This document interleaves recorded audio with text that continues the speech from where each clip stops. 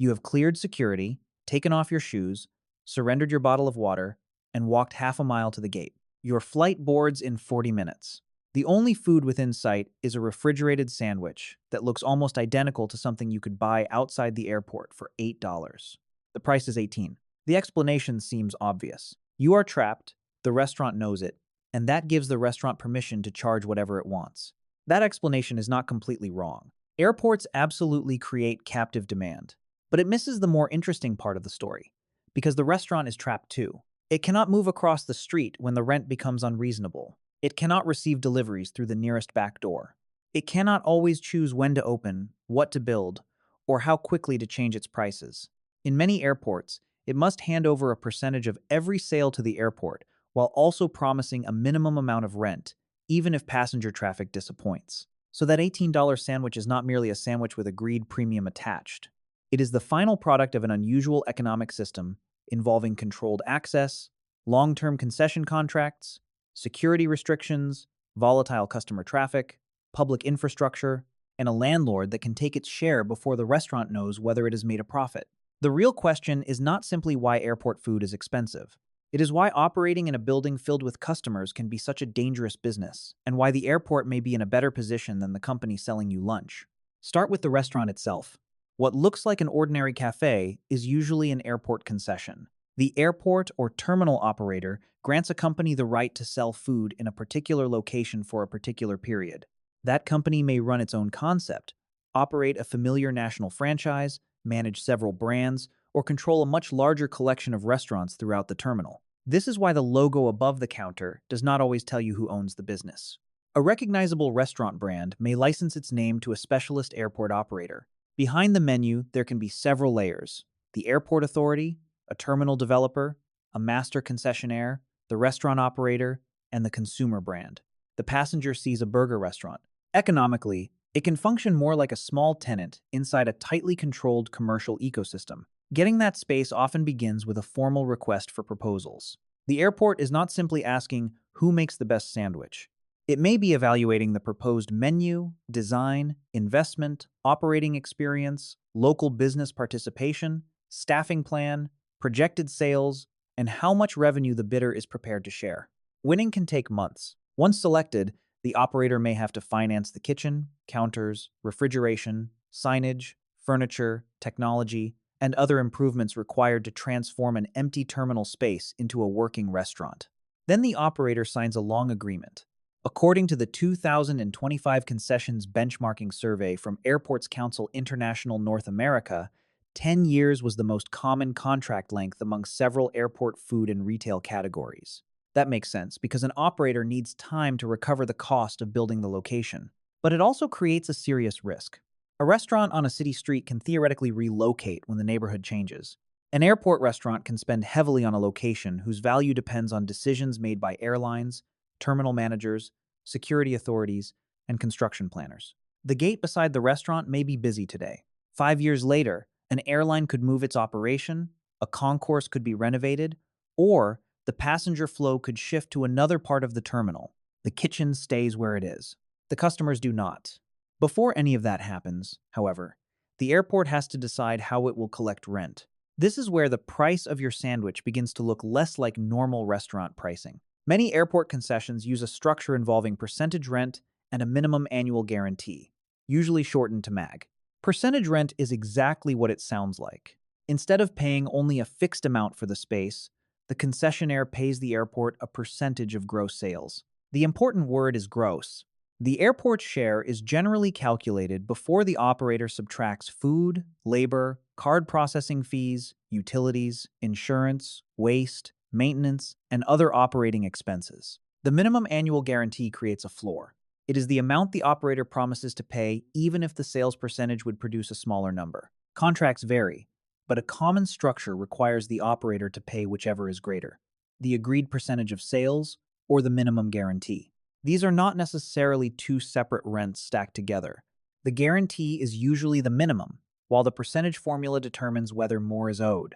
The distinction matters. Suppose an airport restaurant produces $1 million in annual sales and owes rent equal to 12.8% of gross revenue.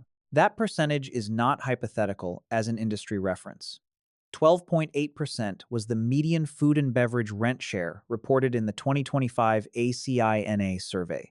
In that simplified example, $128,000 goes toward airport rent before the operator pays for the food or the people preparing it. Across the survey, food and beverage percentage fees were typically between 10 and 19%.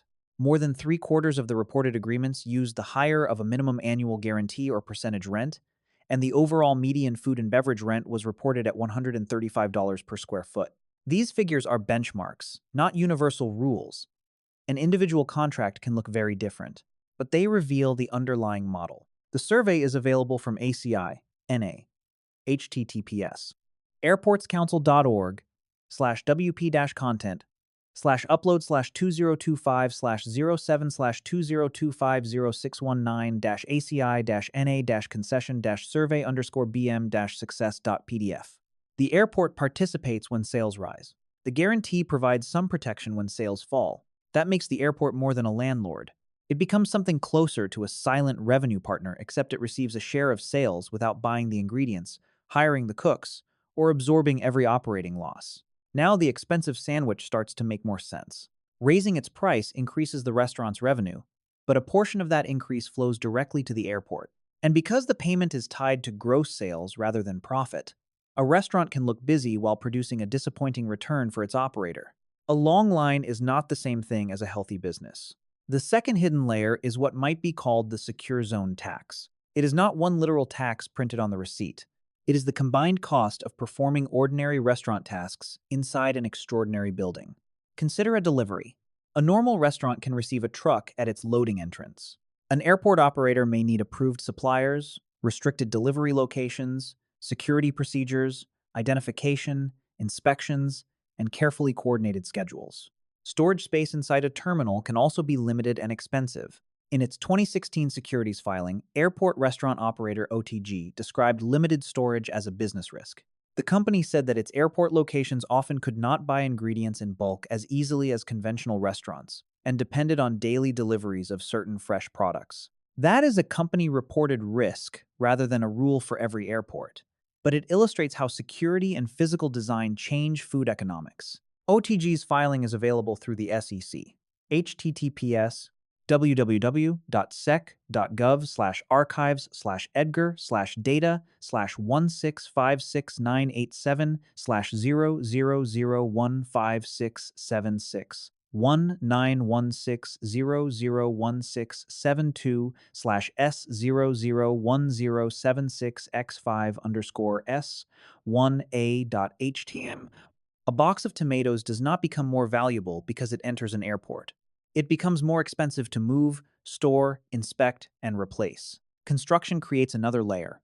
An airport kitchen needs the same expensive equipment as a normal commercial kitchen.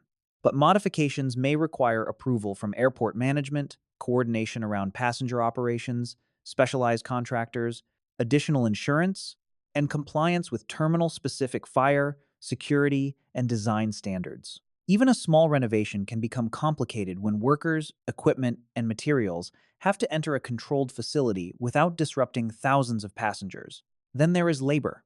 Airport employees may need background checks and security badges. Depending on the airport, workers may pay for or be charged indirectly for employee parking, then travel from that parking area to the terminal. When turnover is high, the operator repeatedly incurs recruitment, training, and badging costs. The restaurant may also have limited freedom to choose its hours.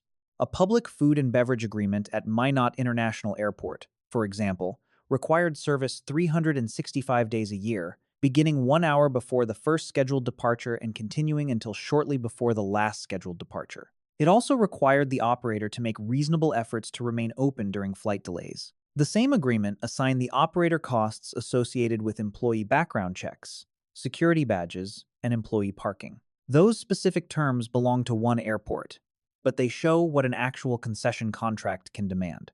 The public agreement can be read here. https://www.minotnd.gov/agenda center/viewfile/item/5840 file ID =190033. That means a restaurant may be open at an hour when sales are weak because passenger service is part of the contract. It needs people before an early departure wave, through the midday lull, and potentially late into the evening when a flight is delayed. The restaurant does not receive a smooth stream of customers. It receives waves. At 6 in the morning, hundreds of passengers may want coffee and breakfast in the same 20-minute window. Later, the counter can be almost empty. A conventional restaurant might build its staffing around predictable lunch and dinner periods. An airport location must build around departure banks, security lines, gate locations, cancellations, connecting traffic, and the amount of time passengers believe they have left. That last factor has its own industry term: dwell time. Dwell time is the period a passenger spends in the terminal after clearing security and before boarding. From the concessionaire's perspective, those minutes are a form of inventory. A traveler with 90 minutes may sit down, order a meal, buy another drink, and browse nearby shops. A traveler who reaches the gate as boarding begins may purchase nothing. This creates a strange relationship between airport efficiency and airport spending. If passengers move through security smoothly but still arrive early, concessions benefit. If a delay keeps people in the terminal, some businesses may initially sell more. But if disruption turns into cancellations, gate chaos, missed connections, or abandoned travel, the advantage disappears. More time can create more sales until the experience becomes so bad that the system stops functioning. Location inside the terminal matters just as much. A restaurant beside a heavily used gate can perform very differently from an identical restaurant at the end of a quiet concourse. Passengers are technically free to walk elsewhere, but many will not risk moving far from the gate, especially when departure information can change. So the airport does not contain one captive market. It contains dozens of temporary micro-markets, each shaped by distance, schedule, visibility, and anxiety. This is why a giant airport does not automatically guarantee giant sales for every operator. ACINA's 2025 survey reported median food and beverage gross sales of $7.82 per enplaned passenger across airports that responded in both 2023 and 2024. That does not mean every traveler spent $7.82. Many spent nothing. Others purchased a complete meal. It is a way of spreading total concession sales across departing passengers. The number reveals how fiercely operators compete for each purchase. One traveler buying an $18 sandwich has to offset several travelers who walk past carrying food from home. And now we reach the biggest complication in the simple price gouging explanation. At many airports, the restaurant cannot legally or contractually charge any price it wants. Airport authorities often use some form of street pricing. The idea is that a product inside the terminal should be linked to the price of a comparable product outside it. Some airports require the same price. Others permit a specified airport premium to account for higher operating costs. That sounds straightforward until someone has to define comparable. Is an airport bar comparable to a neighborhood pub, a downtown restaurant, or a hotel bar?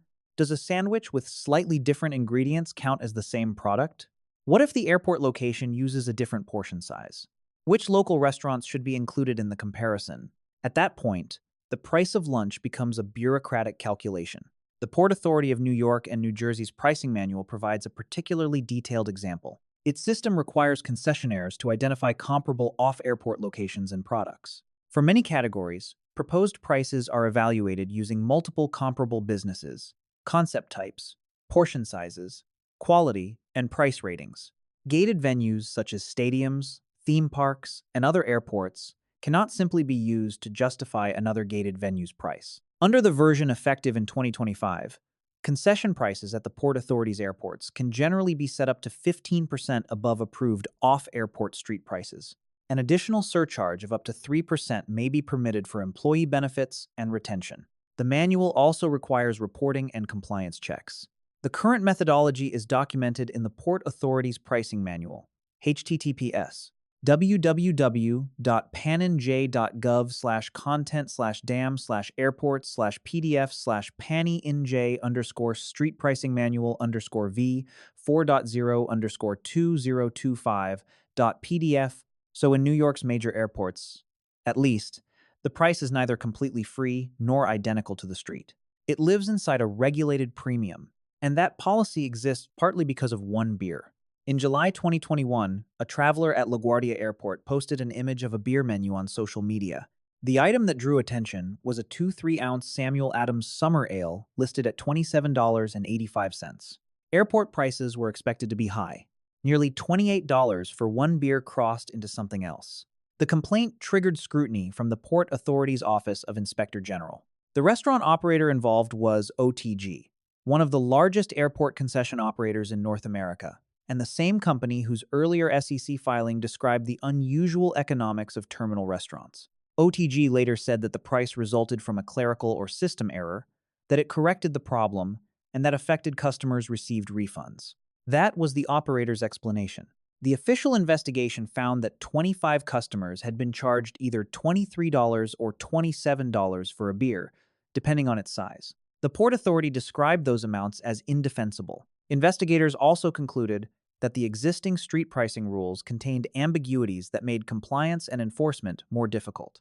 This is where the story becomes more useful than a simple example of overcharging. The problem was not only that one vendor had posted an extreme price. The system responsible for defining an acceptable price was not clear enough to reliably stop it. In May 2022, the Port Authority announced stronger enforcement measures. Prices were to be capped at approved local street prices, plus a maximum 10% airport surcharge. The agency introduced clearer standards, more monitoring, and requirements for lower-priced options. The findings and response were announced by the Port Authority. https www.pannonj.gov/port-authority/en/press-release-archives/2022-press-releases/port-authority-announces-comprehensive-new measures to bolster compliance with street pricing policy at airport concessions. HTML. For the passenger, this looked like the end of the story. A viral complaint exposed an unreasonable price. The authority investigated, and new rules followed. But the economics kept moving. By the beginning of 2025, the permitted premium in the Port Authority's policy had risen from 10 to 15%, with the possibility of the separate employee benefits and retention surcharge. That did not mean the agency had decided the $27.85 beer was acceptable. It meant the tension behind airport pricing had not disappeared. Authorities wanted prices tied to the outside market. Operators continued facing costs that did not exist in the same form outside the airport. The policy had to balance consumer protection against the risk of making airport restaurants commercially unviable. The case proves two things at once. Yes, captive passengers can be overcharged. The $27.85 beer was not presented by the authority as a legitimate reflection of normal airport operating costs. But legitimate airport operating costs are higher, in ways that a simple accusation of greed cannot explain. Preventing abusive prices does not eliminate rent, security, limited storage, employee access costs, required hours, construction expense, or volatile passenger traffic. The pandemic revealed just how fragile that system could become. Before 2020, airport concession contracts were built around the assumption that passengers would keep arriving. Traffic might fluctuate by season or airline schedule, but a major airport appeared to offer something close to a permanent stream of customers. Then the customers disappeared. Passenger decline produced an immediate collapse in food and retail sales. But rent obligations, debt, equipment, insurance, and parts of the labor and maintenance structure did not vanish at the same speed. For operators subject to minimum annual guarantees, the mismatch was especially dangerous. The revenue floor beneath the contract had been designed to protect the airport, not the restaurant. The first consequence was lower sales. The second was pressure to reduce hours, close locations, and cut staffing. That created fewer services for the passengers still traveling. Airports then lost concession revenue and faced terminals filled with dark storefronts, while concessionaires questioned whether they could survive long enough for traffic to return. One broken link spread through the system. The federal response makes clear that this was not a minor problem limited to poorly managed restaurants. Under one pandemic airport relief program, the Federal Aviation Administration allocated $200 million specifically for primary commercial airports to provide relief from rent and minimum annual guarantees to in-terminal concessions, airport parking, and on-airport rental car companies. The FAA's program description explains the allocation. https://www.faa.gov/airports/KRSAA. The relief was effectively an admission that the normal concession model could not absorb a near-total interruption in passenger traffic. The airport had appeared to control a captive market. Suddenly, it became obvious that the airport was also captive to the existence of travelers. This chain reaction explains why concession contracts are evolving. Some airports have reconsidered minimum guarantees, offered temporary relief, used percentage-only structures, or tried to align rent more closely with actual sales. These approaches distribute risk differently, but none makes the underlying costs disappear. It also explains why two airports can produce completely different prices for similar food. Portland International Airport publicly commits to strict street pricing. Products sold by airport businesses are supposed to cost the same as comparable products at their off-airport locations. The airport advertises this as part of its identity and its effort to feature local businesses. The Port of Portland describes the policy directly. https://www.flypdx.com/business. New York's Port Authority permits an approved airport premium. Other airports use different comparison methods, allowances, contracts, and enforcement systems. Portland proves that a large airport markup is not an unavoidable law of aviation, but it does not prove that operating costs inside and outside the airport are identical. It means the broader concession system must accommodate those costs in another way, through rent structures, sales volume, product mix, contract design, operator efficiency, or some combination of them. The menu price is a choice. The friction is real. For an operator, the best-case airport restaurant has extraordinary advantages. Passenger volume is high, the location sits beside busy gates, security is efficient, dwell time is long, and the restaurant can serve customers quickly. Beverages and convenient grab-and-go items increase the amount earned from limited space. Strong sales cover the percentage rent, pay back the construction investment, and leave an acceptable profit. A realistic, successful operation is less glamorous. It survives by managing labor against violent peaks in demand, keeping the menu efficient, minimizing waste, processing orders rapidly, and earning enough during busy periods to carry the slower hours. The location can generate impressive revenue without producing extraordinary margins. In a negative outcome, food and wage costs rise, while the pricing policy slows the operator's ability to respond. Passenger traffic remains high enough to keep the business open, but not high enough in the right part of the terminal. The restaurant looks busy at breakfast and empty for much of the afternoon. The airport still collects its percentage, or contractual minimum. In the failure scenario, an external shock hits. An airline moves gates, a terminal enters construction, passenger numbers collapse, or the flight schedule changes. Sales decline first. Because the operator cannot move the kitchen, reduce every fixed cost, or immediately escape a long contract, the damage accelerates. The business does not fail because people stop needing food. It fails because the flow of hungry people moved to somewhere the restaurant could not follow. So who benefits from the $18 sandwich? The operator receives the sale, but must pay for the food, labor, equipment, waste, insurance, logistics, and its contractual obligations. The airport receives rent and often a share of gross revenue. A terminal developer or master concessionaire may receive another part of the economics. A consumer brand may collect franchise or licensing income. The passenger pays for all of it at the counter. That does not mean every expensive item is fairly priced. The LaGuardia beer case demonstrates why oversight matters. Captive demand creates genuine pricing power, and unclear rules can be exploited or misapplied. But the restaurant is not simply standing behind the counter collecting monopoly profits. It is selling to a captive customer while operating as a captive tenant. That is the contradiction at the center of airport food. The sandwich costs more, partly because you cannot easily leave. It also costs more because ingredients, workers, deliveries, construction, and operating hours all have to pass through a controlled environment. A portion of the price supports the right to sell inside that environment. Another portion compensates for the risk that thousands of customers can become almost none with a change in schedule, gate, security condition, or global travel. You thought you were buying lunch from a restaurant. Economically, you were buying lunch from an airport. Airport food is expensive because the terminal has turned access, time, security, and uncertainty into ingredients, and every one of them ends up in the price.